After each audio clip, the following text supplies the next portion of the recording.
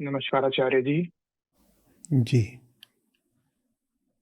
आचार्य जी, मेरा नाम पारू जिंदल है और मैं आपको पिछले 6-7 महीने से सुन रहा हूँ।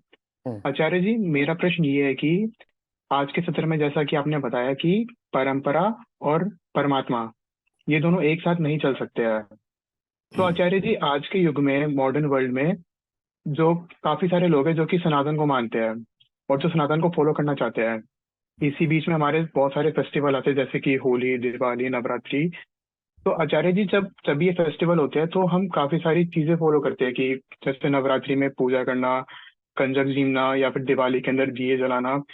तो आचार्य जी, हमें ये कैसे पता लगेगा कि ये सब चीजें जो हम कर रहे हैं ये परंपरा है या फिर ये सत्य है? मतलब जो भी चीजें मैं अपनी लाइफ में करता हूँ, जो मैं सच मान के करता हूँ, तो मुझे ये कैसे पता लगेगा कि वो परंपरा है या फिर वो सत्य है?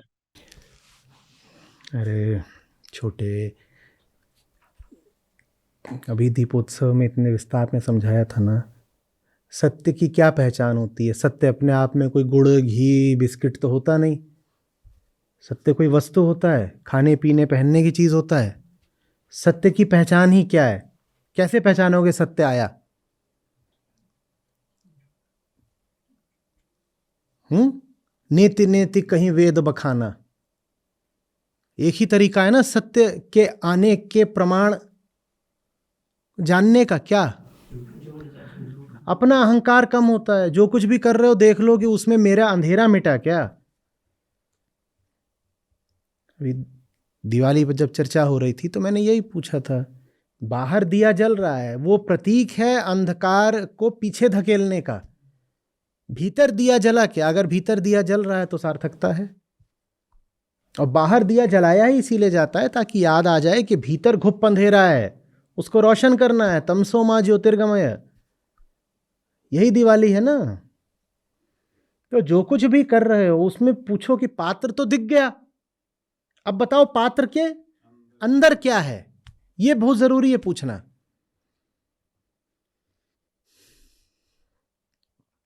आप जितनी परंपराओं का पालन करते हो उन सब परंपराओं को भी अच्छे सच्चे अर्थ दिए जा सकते हैं ना। दिया अगर जलाना ही है तो दिया जलाने के साथ एक शर्त जोड़ो कि हर दिए के साथ मैं स्मरण करूंगा कि मेरा अंधेरा कैसे मिटा, और जितना मेरा अंधेरा मिटा होगा उतने दिए जलाता चलूंगा। और मुझे बहुत दिए जलाने हैं तो मैं साल भर जिंदगी ऐसी जीऊंगा कि मैं फिर दिवाली के दिन बहुत दिए जलाने का अधिकारी बनूं। अपनी एक मूर्खता को मिटाने पर जलेगा एक दिया। तो साल में अगर मैं 22 ऐसे मौके याद कर पा रहा हूं जब मैं अपनी मूर्खता माने अपने अंधकार से लड़ा, जीता कि नहीं जीता अलग बात है, लड़े इतना ही पर्याप्त है। अभी अगर 22 मुझे मौके दिख रहे हैं कि मैं सचमुच अपने अंधकार से लड़ा तो मैं 22 दिए जलाऊंगा। और प्रण है मेरा कि अगले वर्ष मुझे जलाने हैं 44, और 365 अवसर उपलब्ध है 44 दिए जलाने के। मुश्किल नहीं होना चाहिए, लगभग वैसा ही है कि 44 रन बनाने हैं, 365 गेंदे हैं। आसान होना चाहिए जीतना। हम तब भी हारते हैं। हम 365 गेंदे खेल के शून्य पे आउट होते हैं हर साल। एक रन नहीं बना, गेंद आती गई, फुल टॉस आती गई, तब भी एक भी रन नहीं बना। पूछो क्यों? मदमस्त पड़े थे। बल्लेबाज टुन्न पड़ा हुआ है, तुम उसको 5 दिन तक लगातार गेंद डालते रहो, कोई भी रन बनेगा? बनेगा भी तो नो बॉल वाइड का बन जाएगा, उसके बल्ले से तो कुछ भी नहीं बनेगा। किसी तरीके संयोग से तुमने गेंद डाली हो, जाके सीधे बल्ले पे ही लग गई उसके, तो भी एक को रन नहीं बनेगा, वो दौड़ेगा ही नहीं। कुछ नहीं करना है, सारे फील्डर बस बाउंड्री पे लगा दो कि भाई ये ना हो जाए कि इधर से गेंद डाली, ये पड़ा हुआ था, इसके बल्ले पे लग के एक रन नहीं बनेगा। ऐसे हम हैं। जीवन हमें फुल टॉस भी देता रहता है तो भी हम एक रन नहीं बना पाते। हम अज्ञान में ऐसे बेहोश पड़े रहते हैं। तो होश के जितने दिए भीतर जलाए हों दिवाली पर, उतने ही दिए बाहर जला लेना। ये शर्त रखो अपने ऊपर। ये इंसान होने की निशानी है। झूठा उत्सव नहीं बनाएंगे। उत्सव हमें मनाना है, हम उत्सव के काबिल बन के दिखाएंगे।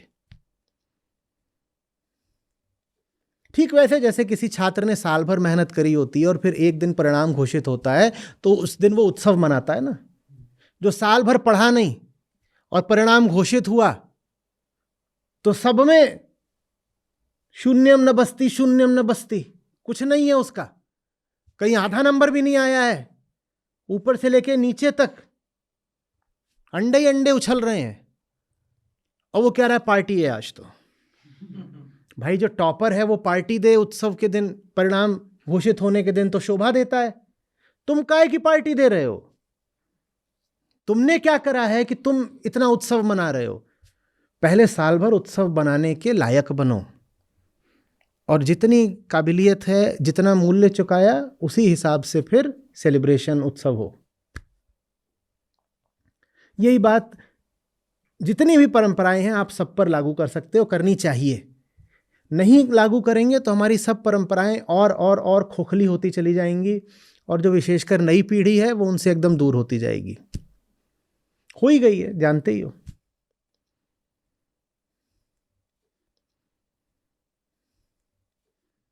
लोग पूछते हैं ना सवाल, ये आप जो कर रहे हो क्यों कर रहे हो? अर्थ नहीं बताओगे तो दो ही परिणाम निकलेंगे, या तो पाखंड या उपेक्षा। आपने किसी जवान लड़के लड़की को किसी परंपरा का पालन करने को कहा और उसने पूछा ये जो आप करवा रहे हो क्या करवा रहे हो, मतलब बताओ, और आप मतलब बता नहीं पाए, आपने कोई उल्टा मुल्टा मतलब बता दिया। आजकल ये सूडो साइंटिफिक मतलब भी तो बहुत चलते हैं ना, कि दिया जलाने से क्लाइमेट चेंज कम हो जाएगा इसलिए दिया जलाया जाता है, या दिया जलाने से एलियंस को कॉस्मिक सिग्नल पहुंचते हैं कि हम तुम्हारे इंतजार में हैं, आओ आओ। ये सब चलता है व्हाट्सएप यूनिवर्सिटी में। कि क्या दिया क्यों जला रहे हो? कह रहे ऐसा होता है दिवाली की रात जो जुगनू वगैरह है ना, उनकी बैटरी डिस्चार्ज हो जाती है तो उनको रास्ता दिखाने के लिए फिर हमने कहा दिया जलाएंगे।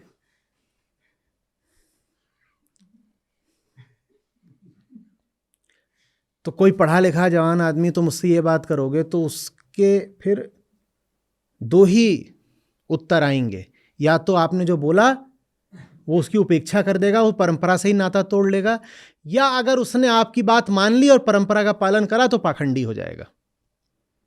हमें ना पाखंड चाहिए, ना हम ये चाहते हैं कि उपेक्षा हो जाए। हम ये चाहते हैं कि पात्र के भीतर वही वस्तु रहे जो पात्र को शोभा देती है।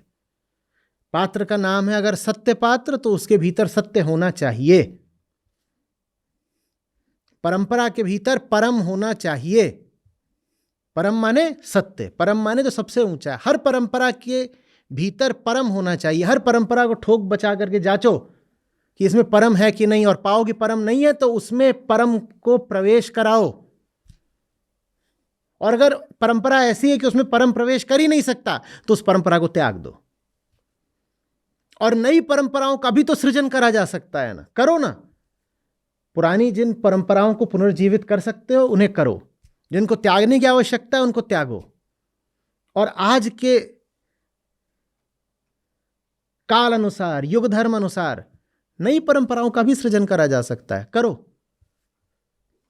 जो आज की चुनौतियां हैं वो पहले नहीं थी बहुत सारी, तो आज हमें नई परंपराओं की भी जरूरत है, या फिर पुरानी परंपराओं को नूतन अर्थ देने की जरूरत है।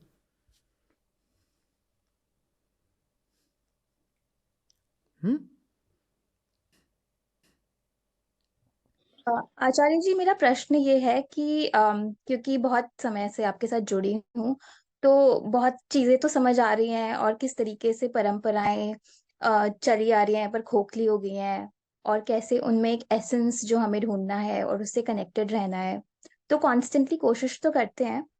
पर इसकी वजह से बहुत बार, इनफैक्ट हर बार यही होता है कि जब कुछ घर में हो रहा होता है तो हम उससे काफी डिसएंगेज्ड होते हैं। जैसे दिवाली घर में मनती है तो it is all about lights और दिए, पर अगर हम उसमें रामत्व की बात करते हैं तो घर वालों को ज्यादा समझ नहीं आता, या उन्हें लगता है कि मेरा उत्साह बहुत कम है इन सब चीजों को लेके। सेम चीज होती है जब घर में कोई शादी होती है, या अब न्यू ईयर्स आ रहा है, अब भी क्रिसमस था, तो सब अलग ही खुश होते हैं। हर जगह शॉपिंग, पार्टीज, खाना पीना चल रहा होता है, पर हम अपने आप को उन सब चीजों में बहुत डिसएंगेज्ड पाते हैं। और फिर घर वाले भी ये सोचते हैं कि पता नहीं क्या ही सुन रही है, किसको ही मतलब फॉलो कर रही है, कि हर चीज में पार्टिसिपेशन कम होता जा रहा है। और शायद तुमको यही लगता है कि तुमको चीजें बेहतर समझ आती हैं और बाकी सब जो दुनिया चल रही है वो तो बेवकूफी है। और यही सेम रवैया मैंने अपने फ्रेंड्स सर्कल में भी देखा है कि वो लोग भी, बिकॉज अब मैं तो इतना एंथुजियास्टिक नहीं रहती हूँ इन सब चीजों को लेके, और कोशिश करते हैं कि इसके मर्म को समझें, पर वही सेम रवैया फ्रेंड से भी आता है। तो इन सब चीजों को साथ में लेके इसको कैसे नेविगेट कर सकते हैं? आपके घर वाले राह तक रहे हैं किसी ऐसे की जो सचमुच डिसएंगेज्ड हो उन सब मूर्खताओं से। आपको लग रहा है कि आप उन सब चीज़ों से डिसएंगेज करती हैं कि फेस्टिवल के नाम पे शॉपिंग और पार्टी कर रहे हो, तो मैं उससे डिसएंगेज्ड हूँ, माने मैं उसमें शामिल नहीं हूँ। तो घर वाले आपसे कट जाते हैं थोड़ा, घर वालों से संपर्क में, कनेक्शन में आपको दिक्कत आती है। सच्चाई इसके बिल्कुल विपरीत है। आपके घर वाले न जाने कब से इंतज़ार में हैं कि कोई तो मिले जो इन मूर्खताओं से बचा हुआ हो। प्रमाण तो मिले कि किसी में हिम्मत है कि मूर्खता रहित जीवन जीकर दिखा दे। वो तो तलाश में है, आप उल्टा समझ रही हैं। और अगर वो अभी आपकी उपेक्षा कर रहे हैं तो वो उपेक्षा नहीं कर रहे, वो आपको बस परख रहे हैं। आप आज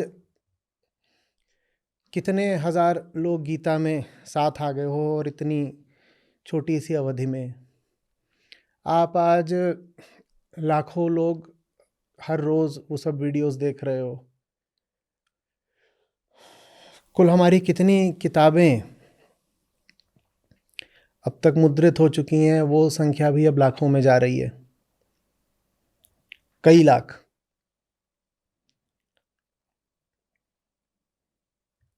मिलियन हो जाएगी, 10 लाख मुझे अभी बोला गया। जो एक आंकड़ा है सब्सक्राइबर्स वगैरह का, वो आप पकड़ते हो तो करोड़ों में चला गया है। ये हज़ारों, ये लाखों, ये करोड़ों क्या मेरे पास इसलिए आ रहे हैं क्योंकि मैं परंपराओं का पालन करता हूँ? ये करोड़ों लोग कब से इंतज़ार में थे जो परंपरा में परम को ढूंढ कर दिखाए, ये इसलिए मेरे पास आ रहे हैं। आपने तो बिल्कुल उल्टा समझ लिया।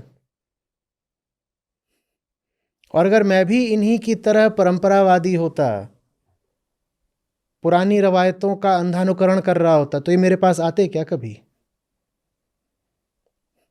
ये सब तो कब से मैं कह रहा हूँ प्रतीक्षा में थे कि कोई तो मिले जो इस अंधेरे में रोशनी दिखाए, जो परंपरा का वास्तविक अर्थ बताए, जो परंपरा के खाली पात्र में कुछ अर्थ भर जाए। आप अगर ऐसा कर पाएंगी तो वो सब आपके साथ ही नहीं, आपके पीछे पीछे आएंगे। अभी अगर वो आपके पीछे नहीं आ रहे हैं तो इसलिए है क्योंकि उन्हें भरोसा नहीं आ रहा है कि आप सचमुच परंपराओं से अलग हुई हैं या बस कॉर्नर क्रिटिक बन गई हैं। कॉर्नर क्रिटिक जानती हैं किसको बोलते हैं? कि कहीं पर पार्टी चल रही हो, पार्टियों की आपने बात करी ना, एक बड़ा हॉल है, पार्टी हॉल, उसमें पार्टी चल रही है। तो कुछ लोग होते हैं ऐसे जिनको उस पार्टी में बहुत जगह नहीं मिल रही होती है, बहुत कोई उनको तवज्जो नहीं दे रहा होता है, तो जाके कोना पकड़ लेते हैं हॉल का और वो उस कोने में खड़े हो जाते हैं। उस कोने में कोई नहीं है, वो अकेले वहाँ खड़े हो गए और वहाँ खड़े होकर के वो उस पार्टी की निंदा करना, उपहास करना शुरू कर देते हैं। और धीरे धीरे वो उस कोने में खड़े हैं तो लोग उनकी ओर आकर्षित होने लगते हैं और उनका वो जो कॉर्नर है वो भरने लग जाता है। ऐसा वो कहते हैं द कॉर्नर क्रिटिक। इसे कुछ नहीं करना है, बस इसे कॉर्नर में जाके अपनी दुकान चलानी है। और दुकान चलाने का एक तरीका ये है कि जो कुछ भी सब लोग कर रहे हो, मुख्य धारा, मेन स्ट्रीम जो कुछ भी कर रही हो, बस उसकी निंदा करनी शुरू कर दो। 100 लोग कुछ काम कर रहे हो, आप उनसे अलग किसी कोने में जाके उसकी निंदा करनी शुरू कर दीजिए। उन 100 में से 10 लोग आपके पास आ जाएंगे। 10 लोग बहुत होते हैं। अगर वो निंदा का खेल नहीं खेला गया होता तो 10 भी नहीं आते। और चूंकि ऐसे कॉर्नर क्रिटिक एक के बाद एक आते रहते हैं, हर जगह पाए जाते हैं, हर गली मोहल्ले समाज हर घर में पाए जाते हैं, तो इसीलिए आमतौर पे जो लोग आ जाते हैं पुरानी अंधी व्यवस्थाओं की निंदा करते, उन पर जल्दी कोई ध्यान नहीं देता। उनको मान लिया जाता है ये बस इसीलिए आया है क्योंकि ये अपने आप को ज़रा अलग दिखाना चाहता है, कॉर्नर क्रिटिक बन रहा है। ये अपने आप को दिखाना चाहता है कि तुम सब लोग तो एक धारा में चलते हो, मैं ज़रा स्पेशल हूँ, विशेष हूँ, मैं ज़रा अलग हूँ, मैं अपना अलग चलाती हूँ।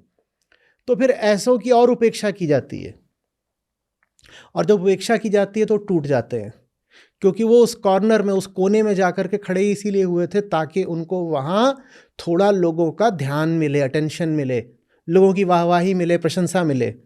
और जब वो वहाँ खड़े हो जाते हैं और उनको 2-4 दिन, 2-4 हफ्ते, 2-4 महीने किसी से कोई ध्यान नहीं मिलता, कोई प्रशंसा नहीं मिलती, तो धीरे से वो कॉर्नर भी छोड़कर दरवाजे से निकल जाते हैं बाहर और कहते हैं अरे ये जगह ही बेकार है, ये जगह ही बेकार है।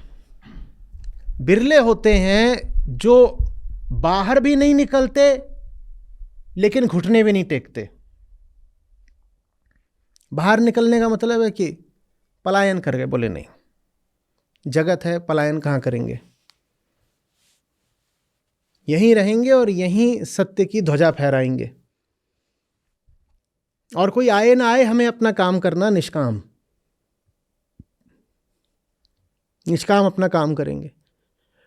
और फिर इधर जो पूरा हॉल भरा होता है ना, ये पूरे हॉल के लोग उन्हें कनखियों से देखना शुरू करते हैं। कनखी समझती हैं? कोई ये नहीं दिखाता कि हम तुम्हें देख रहे हैं। क्यों नहीं दिखाता? क्योंकि वो कहते हैं क्या पता वो इसीलिए खड़ा हो, इसी आस में कि लोग हमें देखें, तो हम क्यों इसकी कामना पूरी करें। संसार में अगर किसी कामना पूरी करी जाती है तो दाम लेकर पूरी करी जाती है ना। बोल रहे हम क्यों इसकी कामना पूरी करें, हम नहीं पूरी करेंगे। तो उनको ऐसे, वो आप कोने में खड़े हो गए तो आपको कनखियों से देखेंगे। लेकिन कनखियों से देख करके अगर लोगों को दिखता है कि समय इतना बीत गया और इससे कुछ मिल भी नहीं रहा वहाँ कोने में खड़े हो करके, और फिर भी ये वहाँ अडिग खड़ा हुआ है, तो धीरे धीरे करके वो आपके पास आते हैं, फिर धीरे धीरे करके। और आप भी जाते हैं जब पास तो पहले परखते हैं कि तुम भी तो कहीं वही साधारण कॉर्नर क्रिटिक तो नहीं, जो यूं ही बस अपनी नेतागिरी चलाने को, भीड़ जमा करने को, अपने आप को अलग दिखा रहे हो, आई एम डिफरेंट। और जैसे जैसे स्थापित होता जाता है कि आपका इरादा बस अपने आप को विशेष दिखाने का नहीं है, आप सचमुच एक अलग केंद्र से ही संचालित हो रही हैं, वैसे वैसे आप पाते हो कि लोग आपके पास आ रहे हैं, आते जा रहे हैं। हाँ, उसमें वक्त लगता है। दिक्कत बस ये है कि आपने मुझे देखा है तब, जबकि आज लाखों करोड़ों साथ आ गए हैं, तो आपको लगता है कि देखो, अगर सच बोलो, गीता की बात करो तो लाखों करोड़ों आ जाते हैं। आपने मुझे गुमनामी के उन दशकों में नहीं देखा जब गीता मेरे साथ थी और कोई और मेरे साथ नहीं था, और उन दशकों में गीता मेरे साथ थी, मेरे लिए पर्याप्त रहा, कोई और साथ नहीं रहा, कोई फर्क नहीं पड़ा, इसीलिए आज और लोग साथ आए हैं। तब और कोई साथ नहीं था। इस गम में मैंने गीता को ही छोड़ दिया होता तो आज कोई भी मेरे साथ नहीं होता। लंबे सालों तक, दशक से 1.5 दशक तक मैंने परवाह नहीं करी बहुत कि कितने साथ हैं कितने नहीं। ऐसा नहीं कि पता नहीं था, दिखता था। ऐसा नहीं था कि प्रयास नहीं था, प्रयास भी था कि लोग आए, लेकिन ये नहीं था कि लोग नहीं आएंगे तो अपना रास्ता बदल लेंगे।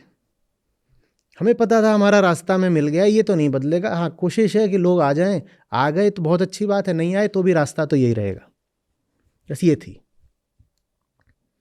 लोग परखते हैं, लोग परखते हैं क्योंकि ऊंची ऊंची बातें करके, आध्यात्मिक बातें करके अपने आप को श्रेष्ठ दिखाना और विशेष दिखाना, ये बहुत पुरानी अदा है, और इस अदा को बहुत लोग अपना लेते हैं ना, सस्ते लोग, नकली लोग। तो जब भी कोई अपने आप को खास दिखाता है तो लोग कहते हैं ये देखो एक और आ गया नकलची बहुरूपिया, गीता की बात करके भीड़ बटोरना चाहता है। लेकिन ये भी सच है कि ये पूरा संसार इंतजार में खड़ा है कि कोई सचमुच आए और सच दिखाए, सचमुच। संसार इंतज़ार में खड़ा है, इसीलिए बहुत सारे ठग भी आ जाते हैं। किसी चीज़ का पूरी दुनिया को इंतज़ार हो तो उसको बेचने वाले बहुत सारे ठग तुरंत पैदा हो जाएंगे ना, तो एक के बाद एक ठग आते रहते हैं। इसीलिए अब कोई भी आता है जो सच की बात करता है, गीता की बात करता है, तो लोगों को आसानी से उस पर भरोसा नहीं आता। और भली बात है, नहीं आना चाहिए। खूब परखो, जांचो, ठोक बजा के ही स्वीकार करो। तो ये सब कोई बात नहीं कि मैं अगर अब सच की ओर चलने लगी हूँ तो घर वालों के साथ ताल नहीं बैठती, कदम से कदम नहीं बैठाते। वहीं कदम से कदम बैठाना था तो सच क्यों चाहिए फिर? और ये उम्मीद क्यों कि आप जिस रास्ते पे चल रही हैं घर वाले तुरंत ही आपके साथ चल देंगे? घर वालों को भी हक है ना समय लेने का, आपको परखने का। आपको ही कैसे पता कि अभी आप सच के रास्ते पर अडिग हैं? बिल्कुल आपको कैसे पता कि आपका रास्ता जा सच की ओर ही रहा है? आपको कैसे नहीं पता कि ये भी हो सकता है कि व्यक्तिगत उपलब्धि और गौरव बढ़ाने के लिए आप इस रास्ते पे चल पड़ी हो? हमें कितना पता होता है अपने ही अंतर जगत का? हमारे ही भीतर न जाने कैसे सांप बिच्छू बैठे होते हैं, हमें कहाँ पता होता है। तो इस रास्ते पर वक्त लगता है। आप भी अपने आप को परखिए, दूसरों को भी मौका दीजिए आपको परखने का, और किसी समय सीमा में मत बंधिए कि अगर 1 साल के भीतर मेरी बात कम से कम 18 लोगों ने सुननी नहीं शुरू की तो ये गीता वगैरह बंद। ऐसे नहीं होता। इस रास्ते पर मुझे 18 लोग नहीं गिनने, मुझे बस एक गिनना है। कौन? कृष्ण। कृष्ण साथ है ना? अब 18 आ गए तो अच्छी बात, कोई नहीं आया तो भी अच्छी बात, कृष्ण साथ है ना, पर्याप्त है। ठीक है। और ये मत सोचिएगा कि घर वाले दुश्मन हो गए हैं। घर वाले चाह रहे हैं कि कोई तो हिम्मत दिखाए थोड़ा अलग रास्ते पर चलने की, क्योंकि घर वाले जिन रास्तों पर चल रहे हैं वो खुद उन रास्तों से उबे हुए हैं,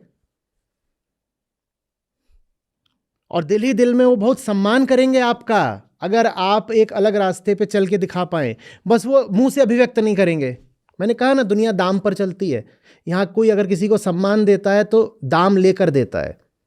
घर वाले काहे को आपकी तारीफ कर दें बिना आपसे दाम लिए? तो दिल ही दिल में आपकी तारीफ करेंगे। मुंह पर यह भी हो सकता है आपको गाली दे दें, दिल में तारीफ करेंगे, मुंह से गाली दे देंगे। लेकिन जो भी इंसान खड़ा होकर के खड़ा हुआ है अपने दम पर अडिग, उसके दुश्मनों ने भी दिल ही दिल दाद तो दी है। कितनी मजेदार बात है कि दोस्त तो उसके प्रशंसक होते ही हैं, दुश्मन भी भले उसे गोली मार रहा हो पर दिल ही दिल कहता है ये है, बंदा हो तो ऐसा हो, गोली मारनी पड़ रही कोई बात नहीं, पर हम भी है तो इसके प्रशंसक ही, बंदा हो तो ऐसा हो। गीता की सच की राह जो चलेगा उसके दुश्मन भी उसके प्रशंसक, मुरीद, फैन हो जाएंगे। और इस आस में मत रहिएगा कि वो आकर के मुंह से ही अभिव्यक्त करें। मुंह से नहीं अभिव्यक्त करेंगे, वो ऐसे कनखियों से देख के अभिव्यक्त कर देंगे। कई बार जो वो वार करेंगे आप पर, वो वार ही उनके सम्मान की अभिव्यक्ति होगा। आप कहेंगे वार किया है, वो वार नहीं किया है, उन्होंने सम्मान दिया है। It's a tribute. वो कोई घटिया काम करने जा रहे हैं और उन्होंने आपसे नहीं पूछा कि हमारे साथ चलो, अब ये उन्होंने आपको इग्नोर किया है या ट्रिब्यूट दिए? हाँ, ये तुम समझते ही नहीं ना। ये उपेक्षा नहीं दी है उन्होंने, ये आदर दिया है। घर वाले एक घटिया पार्टी करने जा रहे थे और आपको पूछा भी नहीं, कोई न्योता नहीं दिया आपको। आपको लगेगा उपेक्षा करिए, उपेक्षा नहीं करिए, आदर दिया है। वो समझ गए हैं कि ऐसे कामों में इसको साथ नहीं लेते, ये ऊपर उठ चुकी है, ये घटिया काम है, इससे पूछो भी मत, इसको उपेक्षा नहीं मानते।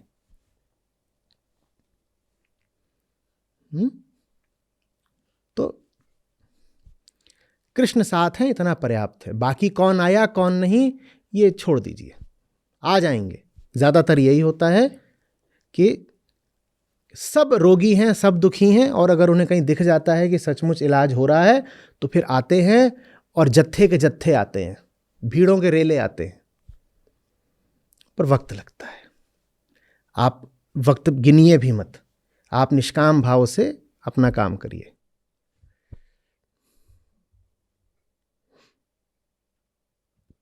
धन्यवाद आचार्य जी। जी। घोर उनके कर्म की याद से मन शुद्ध हो, जग विकल है तुम उठो, अंत तक बस युद्ध हो। घोर उनके कर्म की याद से मन शुद्ध हो, जग विकल है तुम उठो, अंत तक बस युद्ध हो।